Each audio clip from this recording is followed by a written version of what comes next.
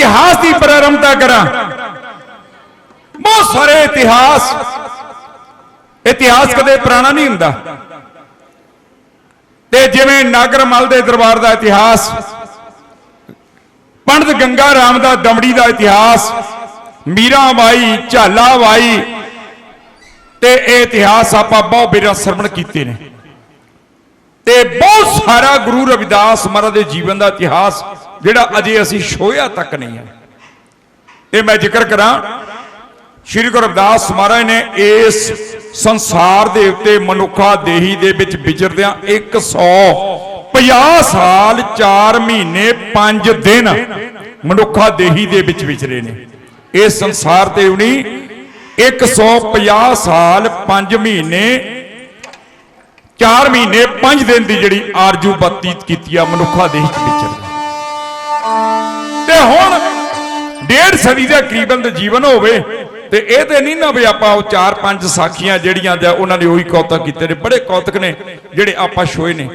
ते जिन्हां दे विचों गुरु नानक देव महाराज दा मिलाप गुरु रविदास महाराज दे नाल 2 वारी दा पर मौका ने, तीजी वारी दा जे पक्के संकेत नहीं मिलते सुल्तानपुर लोधी वाले दे। पहला सच्चे सौदे वेले मिलाप होया ते दूजा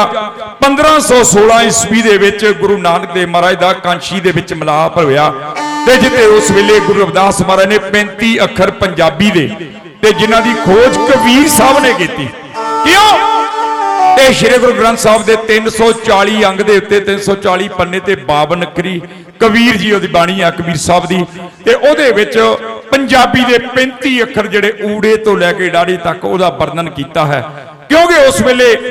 जिहड़े साडे समाज दे लोग सन ये विद्या तो विहूणे सन। हिंदुआं दी भाषा संस्कृत, देवनागरी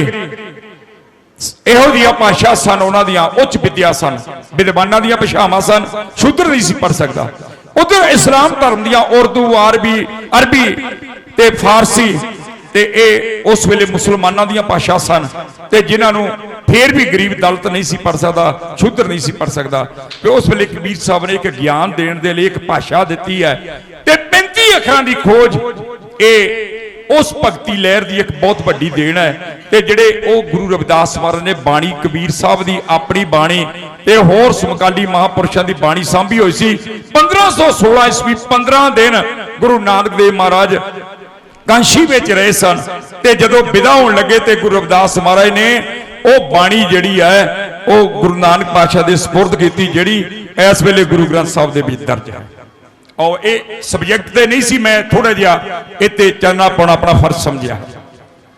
हुण जिक्र चलिया है ते गुरु रविदास महाराज ते मैं पहला भी दस्सिया कि इस देश दे उत्ते 10,000 साल मंगोलां ने राज किया। मंगोल खानदान सी ते मंगोलां ने राज किया ते मंगोलां दा राज जदों खत्म हो गया ना ते उन्हां तो बाद 12,000 साल आदिवासियों ने, द्रावड़ा ने, मूल निवासियों ने इत्थे राज किया ते जिहड़े आ साडे दलित समाज के बड़े वडेरे सन ते उन्हां तों बाद अफ्रीका तो उजड़ के आए आर्यन लोग इत्थे दे हुक्मरान बने ते ये भी 10,000 साल भटकते रहे ते 4,500 साल लगभग इन्हां नूं इत्थे आए नूं हो गए ने ते इन्हां दे विच मुगलों का राज भी रहा। ते मैं जिक्र कर लगा ते जिथे उस वेले आर्यन समाज का बोलबाला सी, इन्हां नूं आके मुगलों ने गुलाम बनाया ते मुगलों के नाल नाल इस देश दे विच लोधियां दा खानदान सी। लोधियां दे खानदान दे विच इब्राहिम लोधी, सिकंदर लोधी, महलोल लोधी, ये लोधियां दा 3 पुश्तां राज रहा लोधियां दा। ते लोधी जदों इस तख्त दे उत्ते बैठे ते जिहड़े आपां गल करदे ना नागरमल, वो रियासत दा राजा सी। जिवें पंजाब दा CM अलग है, यूपी दा अलग है, राजस्थान दा अलग है, महाराष्ट्र दा अलग है। ये रियासतां दे सूबियां दे खित्तियां दे राजे सन। राणा सांगा, राणा कुंभा सिंह, राणा रतन सिंह ते अपने भूप चंद्र प्रताप, हरदेव सिंह नागरमल, पंजाब दे विच दुआबे की धरती के राजा बैन राय ते खुरालगढ़ जिथे की कविता की मैनू फरमाइश आई है वो मैं अंत में लावांगा। चलो इस तख्त के उत्ते दिल्ली के तख्त के उत्ते जिहड़ा बैठिया वो पूरे देश का राजा हुंदा ते जिहड़े बाकी रियासतां दे राजे सन ते लोधियां दे खानदान दे विचों सिकंदर लोधी दिल्ली के तख्त के उत्ते बैठ गया, ये राजा बन गया है। ते जदों दिल्ली का जिहड़ा प्रधान मंत्री है वो स्टेटां विच जांदा, इसी तरह किते इह सिकंदर लोधी उत्तर प्रदेश दे विच गया ते जिथे गुरु रविदास महाराज ये बनारस विच पहुंचे ते हरदेव सिंह नागरमल जिहड़ा उहदा दरबार सजिया ते हरदेव सिंह नागरमल ने बड़ा सत्कार किया कि यह पूरे देश का राजा राजधानी तो चल के आया, आओ भगत की है, दरबार सजिया है ते सजे दरबार दे विच ते इत्थे ओ जात अभिमानी हंकारी लोग वो आ गए ने ते उन्होंने आगे राजा हरदेव अपने सिकंदर लोधी नूं आख्या कि जिस राजे की रियासत विच आए हो ना ते ये राजा रविदास के प्रभाव नूं कबूल करदा, इत्थे रविदास का प्रभाव है ते ओ रविदास मनो सिमरती नूं चैलेंज करदा, तुहाडे बनाए हुए कानून नूं तोड़दा। ते इन्हां ने शिकायत की है, शिकायत किहड़ी कर रहे ने ते कहंदे सिकंदर लोधी जी तुसीं कहंदे कि पूरा भारत जिहड़ा है देश मुसलमान बनाउणा ते मुसलमान बनाउण दे एक पासे रिहा ते इत्थे ते जिहड़े आ हिंदू भी आ ना ते इन्हां नूं भी चैलेंज करन वाले एक ओ जलायां दा मुंडा मगहर शहर आ कांशी दे नाल ही, मगर शहर दे विच ओ जलायां दा मुंडा कबीर है, ओ बगावत कर रहा, ओ तो शरेआम कहंदा बामण गुरु है जगत का भगतन का गुर नाहे, ये कहंदे ब्राह्मणवाद नूं चैलेंज कर रहा है ते कहंदे रविदास ओ बेगमपुरे दी गल करदा है ते कहंदे सब तो पहला बारी कबीर साहब दी आई है ते कबीर साहब दी वारी आई ते कबीर साहब नूं जंजीरां दे विच जकड़ लिया है ते जंजीरां दे विच जकड़ के ते कहंदे गंगा दे विच सुट दिता है ते गंगा विच सुटिया गया ते उस वेले उस परमात्मा ने अपने भगत की लाज रखी है ते कबीर साहब का शब्द आउंदा ना, गंगा की लहर मेरी टूटी जंजीर मिर्गशाला पे बैठे कबीर ते कहंदे ने ते दुनिया ने वेख्या